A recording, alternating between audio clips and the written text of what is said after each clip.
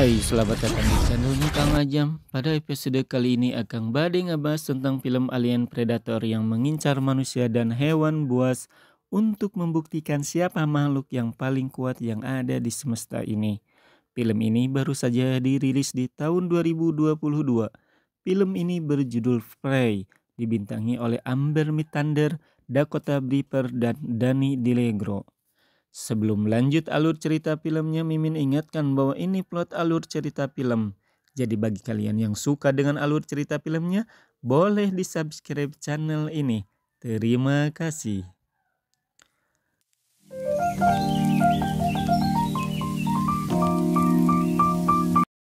Dahulu kala di sebuah lembah yang cerah, seorang gadis cantik dari suku Chomache yang bernama Naru bangun dari tidurnya untuk melakukan aktivitas layaknya seorang gadis berumuran belasan tahun. Ia pergi ke hutan untuk mencari tanaman herbal. Naru adalah pemeran utama dalam film ini. Dia adalah anak seorang kepala suku Chomache yang bercita-cita ingin menjadi pemburu nomor satu. Naru selalu melatih kemampuannya dalam melemparkan kampak. Tidak seperti gadis lain, Naru memiliki naluri untuk menjadi seorang pemburu. Di sini Naru melihat seekor rusa yang mencari makan. Dia pun langsung melemparkan kampak dan mengejar rusa itu.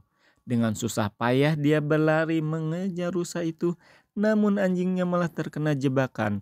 Dia pun merelakan rusa itu kabur dan menolong anjingnya yang terkena jebakan dengan memberikan obat herbal yang dia miliki. Di langit, Naru mendengar suara aneh yang menggelegar terlihat. Sebuah benda aneh yang bergerak di langit. Dia pun menganggap bahwa itu adalah tanda dia sudah siap menjadi pemburu.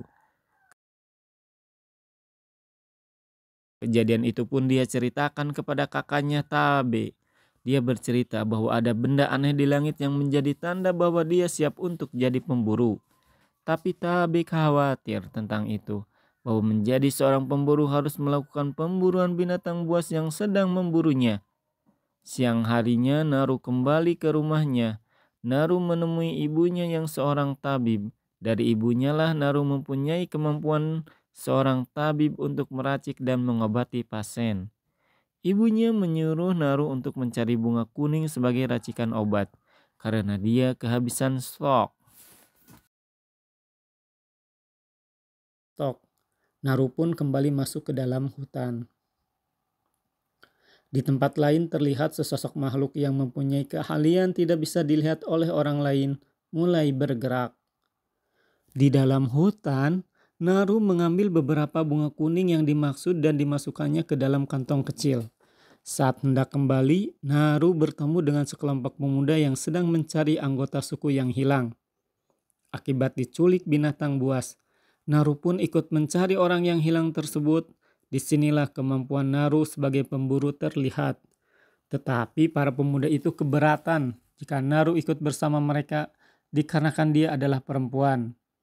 Tetapi kakaknya menjelaskan bahwa Naru mungkin bermanfaat karena bisa mengobati orang lain. Di sisi lain, terlihat sosok yang sedang menangkap ular dan mencabik-cabiknya sampai mati. Di tengah hutan, Naru menemukan jejak orang yang mereka cari. Diketahui dari jejaknya bahwa yang membawa temannya adalah seekor singa. Mereka pun mengikuti jejak tersebut dan akhirnya mereka menemukan orang yang sedang dicari. Orang itu terluka parah dan segera Naru memberikan pertolongan dengan mengoleskan obat-obat herbal dan memberikan obat kuning yang berfungsi untuk mendinginkan darah dan mencegah pendarahan lebih parah. So much could kill him. It won't kill him. Just cool his blood. Naru mengatakan kepada kakaknya bahwa ada yang tidak beres. Mengapa singa yang menerkam pemuda itu meninggalkannya dan tidak memakannya? Tabe pun mencari tahu dan memburu singa yang menerkam rekannya itu. Tabe menyuruh Naru dan rekannya untuk kembali ke desa membawa korban yang luka. Di tengah perjalanan, pria yang diterkam merasa kedinginan akibat efek memakan bunga kuning. Di sini Naru terkejut. Ia melihat seekor ular yang mati dan kulitnya terkelupas.